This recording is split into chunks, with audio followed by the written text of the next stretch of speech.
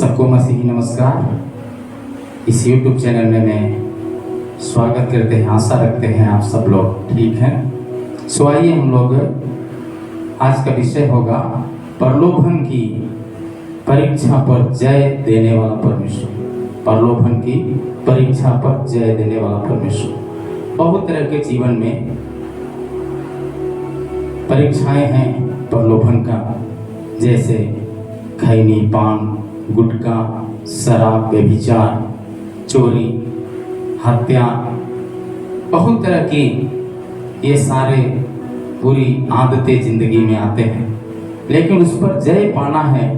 बहुत लोग सोचते हैं इस पर जय तो पाना चाहिए, पाना है, लेकिन कई एक बार नहीं पा पाते हैं। उसका कारण, उस पर जय पाना है तो हमें परमेश्वर का वचन, पवित्र शास्त्र बाइबल से हम देख सकते हैं। याकूब का पुस्तक 4:7 में लिखा जी, इसलिए परमेश्वर के अधीन हो जाओ, परमेश्वर के अधीन हो जाओ और शैतान का सामना करो, शैतान का सामना करो तो वह तुम्हारे पास से भाग निकलेगा। तुम्हारे सामने से भाग निकलेगा। तुम्हारे पास में रहने वाला जो शैतान का जो क्रिया है, काम है, आमीन, बहुत तरह के काम, नशा का काम हो सकते हैं, ईर्ष्या का काम हो सकते हैं, प्रलोभन का बहुत तरह का काम। प्रलोभन के कारण लोग चोरी करते हैं, हत्या करते हैं, व्यभिचार का काम करते हैं। उन सब से बचना है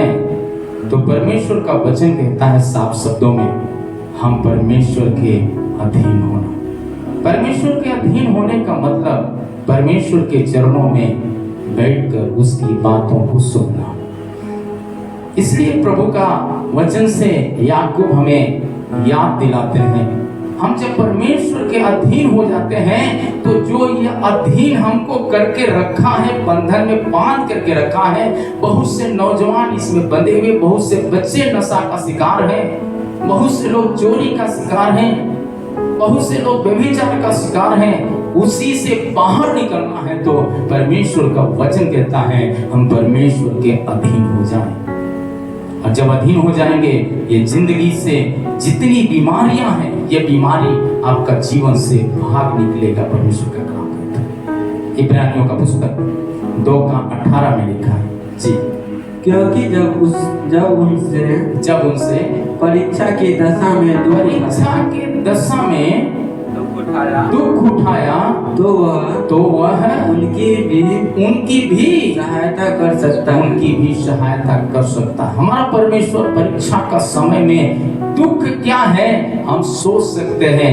यीशु मसीह दुख से अवगत रहने वाला परमेश्वर। आप दुख से बाहर निकलना है, वो दुख को जैसे सहा और उससे बाहर निकला। यीशु कहता है यदि तुम मुझ में बने रहोगे, भरोसा करोगे, निश्चित तुम दुख से बाहर निकल जाओगे। ये दुख है, नहीं चाहते हैं कि नशा करें, नहीं चाहते हैं कि अपशब्द मुंह से बातें लोग बोले, नहीं चाहते हैं कि अपने परिवार का, अपने व्यभिचार की दशा में जाके फंसाएं। लोग नहीं चाहते हैं, लेकिन बताते हैं, लोग हो जाते हैं, गलतियां हो जाते हैं। इसलिए परमेश्वर का वचन साफ शब्दों में कहता है हमको चाहिए परमेश्वर का चरणों में अधीन होना। जब हम उसके अधीन हो जाएंगे, हमें उस दुख से बाहर निकालने के लिए परमेश्वर हमारा मददगार है। यही कारण मत्ती का पुस्तक 6:13 में लिखा है, प्रार्थना यीशु मसीह चेलों को सिखा। उसमें से एक शब्द लिखा है, वो परीक्षा के बारे में प्रार्थना कैसे कर सकते हैं, वहां पर लिखा, पढ़िएगा। और हमें परीक्षा में न ला। हमारा ये प्रार्थना होना चाहिए, हे परमेश्वर हमें परीक्षा में न ला। ये परीक्षा की बातें हैं, खैनी खाना परीक्षा में नहीं चाहते बच्चे, नौजवान लोग फंस जाते हैं क्योंकि प्रलोभन की बातें, जुआ में फंस जाते हैं, प्रलोभन की बात है, व्यभिचार में फंस जाते हैं, प्रलोभन की बात है, चोरी जो है प्रलोभन की बात है, इससे फंस जाते हैं। पर परमेश्वर कहता है उससे यदि निकलना है तो प्रार्थना करना है, हे परमेश्वर हमें परीक्षा में न ला, परंतु बुराइयों से बचा, परंतु बुराइयों से बचा। यदि ये प्रार्थना करते हैं, निश्चित परमेश्वर आपका मददगार है, वो मदद करेगा। पहला कुरिन्थियों 6:12।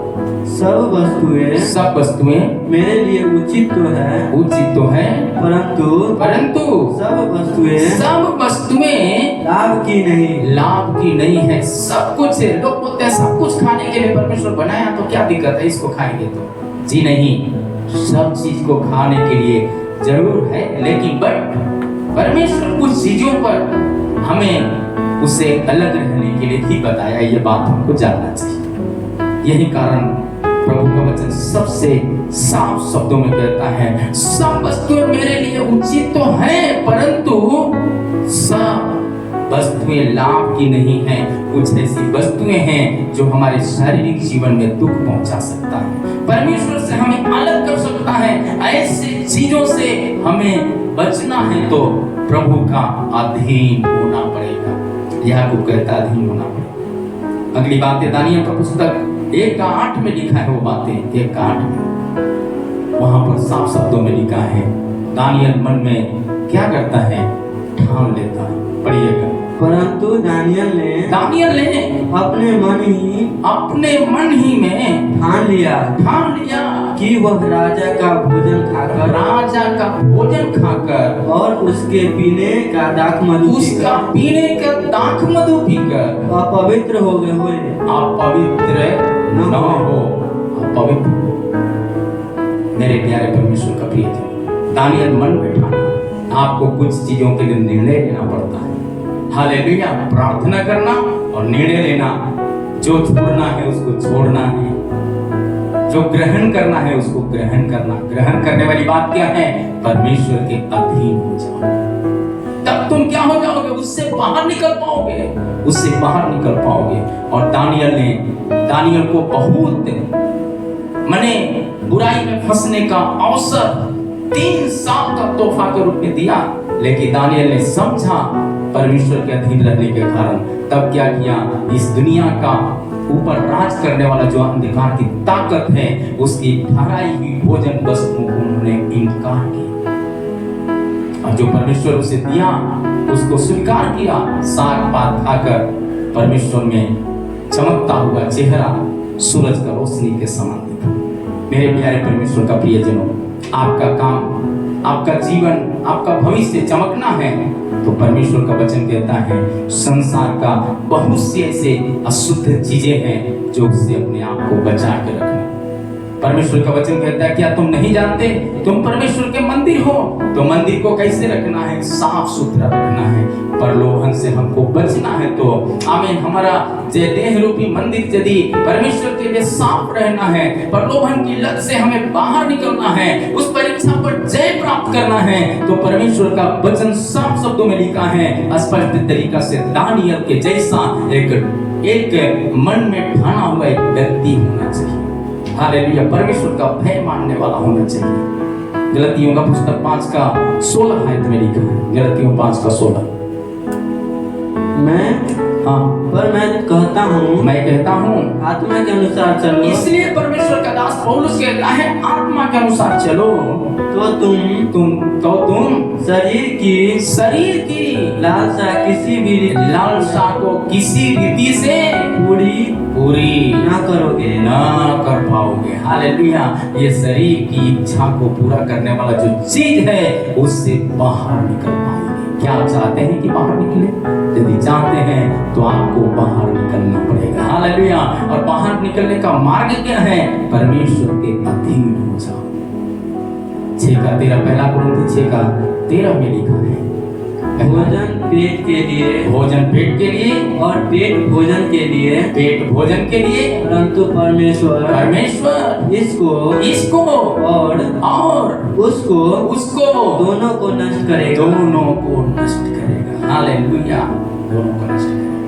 परंतु शरीर की दशा के लिए जीते हैं वो दोनों नष्ट हो जाएंगे। आगे परंतु देह व्यभिचार के लिए नहीं वरन प्रभु के लिए है। प्रभु के लिए बनाया, प्रभु की स्तुति करने के लिए बनाया, परमेश्वर का मर्जी के अनुसार जीने के लिए बनाया।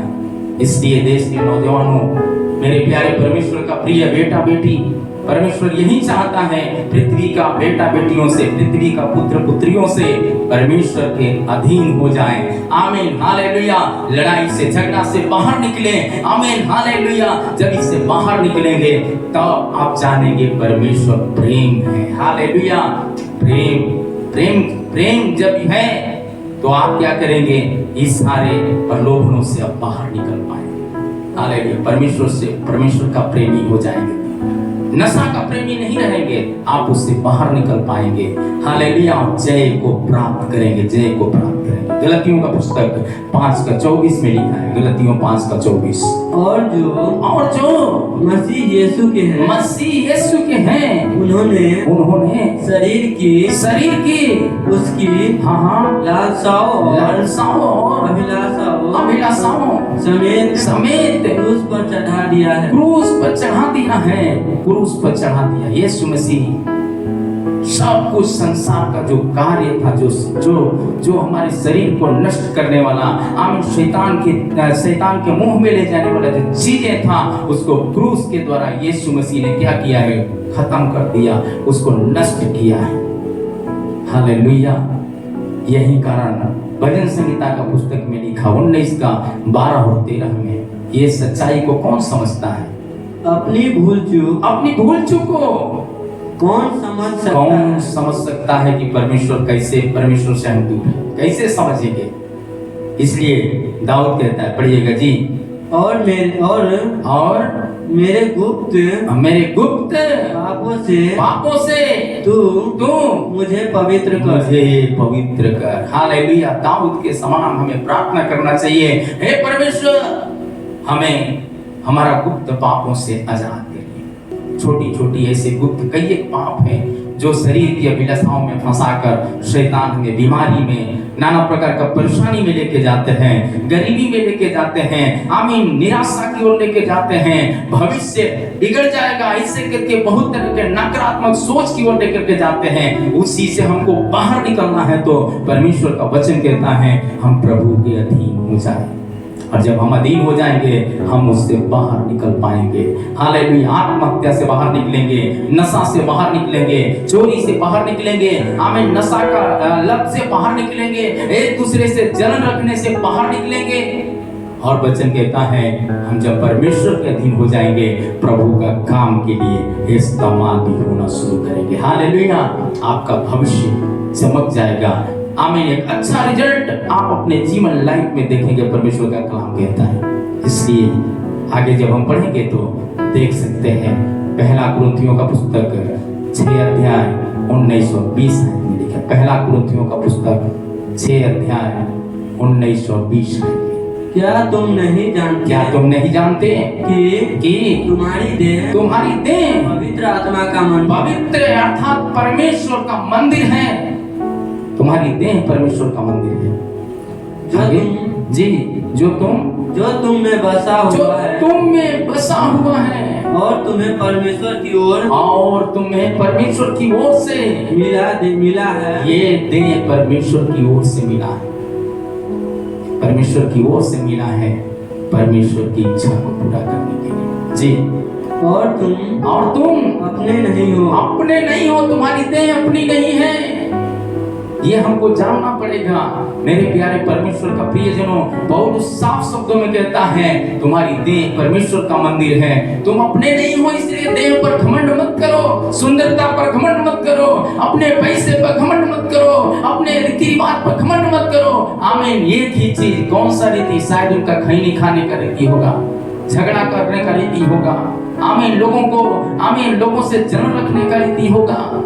उसी से बाहर निकलना है तो परमेश्वर का वचन कहता है आमीन, परमेश्वर के अधीन हो जाओ। परमेश्वर प्रेम है, एक दूसरे से प्रेम करने के लिए परमेश्वर का कलाम कहता है जब प्रेम करेंगे, परमेश्वर से प्रेम करेंगे, परीक्षा पर जय प्राप्त करेंगे जी। आगे, क्योंकि दाम देकर मोल लिए गए हो। परमेश्वर अपने पुत्र यीशु मसीह को क्रूस पर बलि देकर उस पाप से हमें और आपको बाहर निकाला है ताकि हम फिर दोबारा पाप में न फंसे। मेरे प्यारे परमेश्वर का प्रियजनों, इस YouTube चैनल के द्वारा मैं बताना चाहते हैं, परमेश्वर आपके लिए भी अपने पुत्र यीशु मसीह को इस दुनिया में भेजकर हमें पाप से छुड़ाने के लिए यीशु को क्रूस पर लटकना पड़ा, यीशु खुद क्रूस पर मरा। और हम जानते हैं परमेश्वर को कोई मार नहीं सकता, आप भी जान सकते हैं। और परमेश्वर का पुत्र अर्थात खुद परमेश्वर होने के कारण यीशु मसीह को कोई मार नहीं पाया। आमीन। भले ही शारीरिक तौर से लगा, वो तो खत्म हो गया। शैतान ने सोचा सब खत्म हो गया, सब कुछ लूट गया, लेकिन क्या हो गया? यीशु मसीह कब्र में से सीधा बाहर निकला और कहता है तुम्हें शांति मिले। आप परीक्षा में जय पाकर जब जय पाएंगे, आपका जीवन में खुशी आनंद का ठिकाना नहीं होगा। इसलिए प्रभु का वचन रोमियो का पुस्तक 6:12 में लिखा है, 6:12 में जी। इसलिए पाप तुम्हें नश्वर शरीर में राज न करे। पाप तुम्हारे शरीर में राज नहीं करना है तो परमेश्वर के अधीन होना पड़ेगा। किसको? आयुष को अधीन होना पड़ेगा परमेश्वर को सामने। हालेलुया। यही प्रभु चाहते हैं। आमीन। आपके जीवन में गुस्सा राज नहीं करना है, शैतान रूपी गुस्सा राज नहीं करना है, नशा रूपी गुस्सा राज नहीं करना है, उस राज्य से बाहर निकलना है।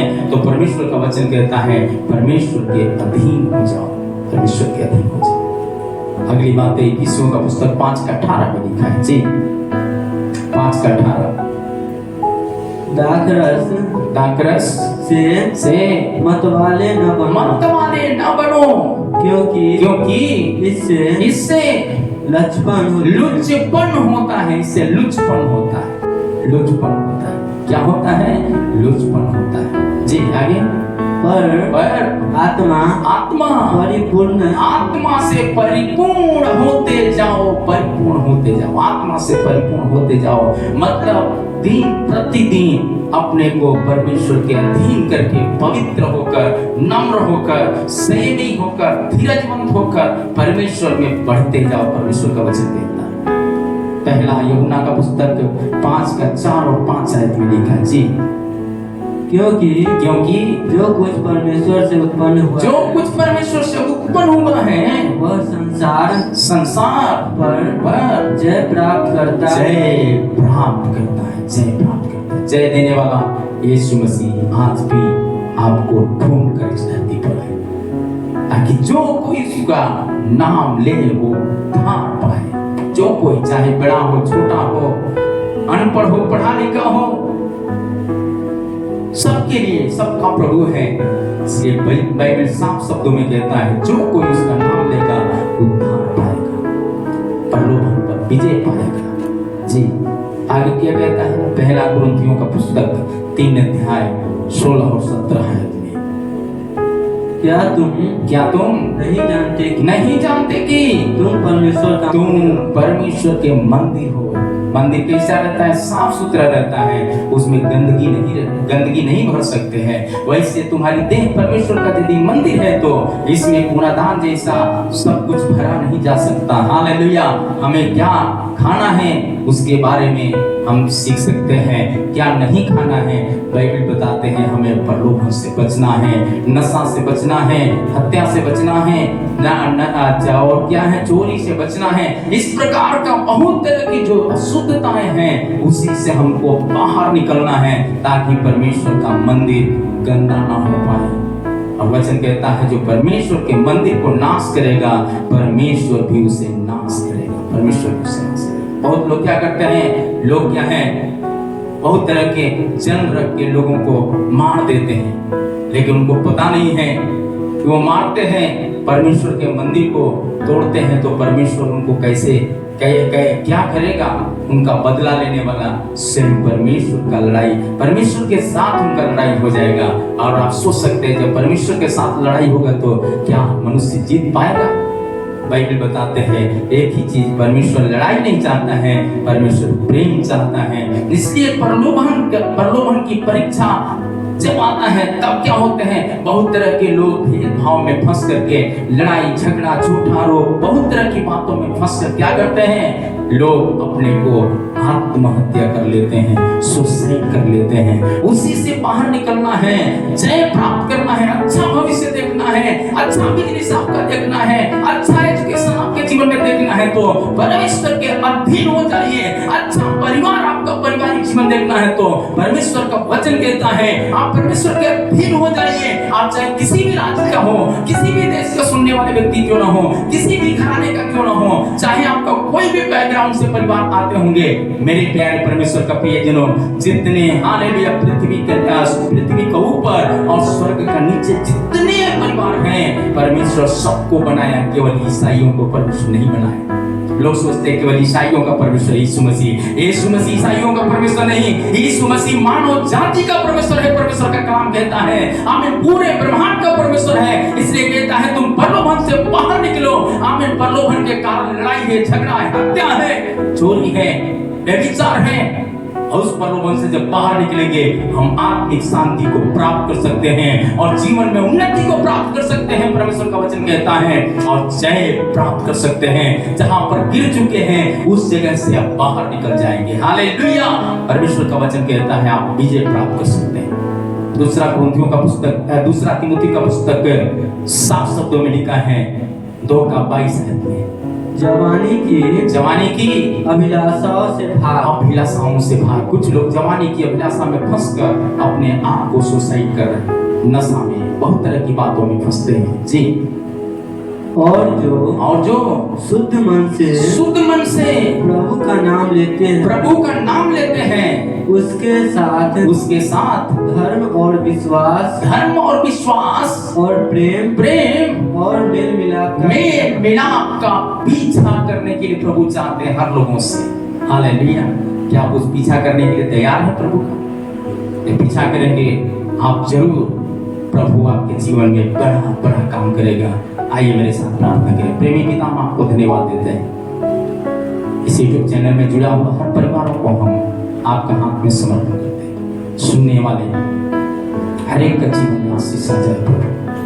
पवित्र आत्मा इसके द्वारा लोगों का जीवन उज्जवल भविष्य प्रभु के पारिवारिक जीवन, के बच्चों का जीवन, प्रभु जी उनका बिजनेस, नौकरी, सब बातों में आशीष हो। उनका घर घराना प्रभु उद्धार पाए। प्रार्थना सुनने धन्यवाद मांगते प्रभु यीशु के नाम से।